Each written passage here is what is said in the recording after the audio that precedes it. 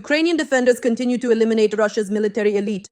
Since the start of the full-scale invasion of Ukraine, more than 50 special forces operatives from the Senezh and Kubinka units, the most prestigious formations of the Russian Federation's Special Operations Forces, have been eliminated.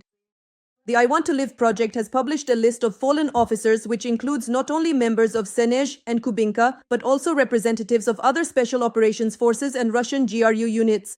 The Senezh and Kubinka centers are key units of the Russian Federation's Special Operations Forces, reporting directly to the Russian General Staff.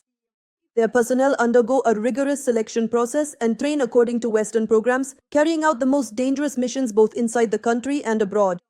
The Senezh Special Forces Center, that's Russia, Military Unit 92154.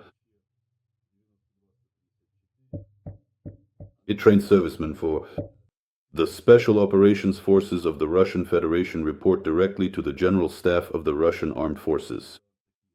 In general, these were truly unique personnel of a very high caliber. As noted by the I Want to Live project, losses of such fighters are especially painful for Russia. Each of them is not just an ordinary soldier, but a specialist who has undergone years of training.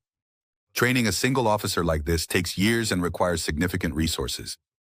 The elimination of entire groups of such specialists means not just tactical but strategic losses, a weakening of the core personnel of Russian special services, and a reduction in their ability to carry out complex operations outside of Russia. Military political analyst of the Ukrainian Armed Forces, Kyrylo Sazonov, stated that the Senezh unit attempted to seize territory in 3 regions in northern Ukraine at once. In Chernihiv, Sumy, and Kharkiv regions, another attempt at an incursion by them. They have been constantly operating in the north for quite some time now.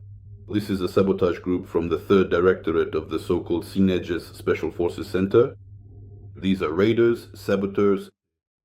Obviously, they are all career professionals with a very high level of training. In other words, these are not mobilized soldiers or random people.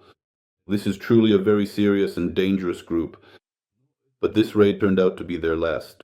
They were tracked, identified, and intercepted. Sazonov emphasized that 6 soldiers were eliminated, including the unit commander, and 8 others were wounded. A group of 14 elite Special Forces soldiers, and most likely they were all officers. This is no joke, this is serious. They gave our guys a hard time, but sooner or later all these visitors meet the same end.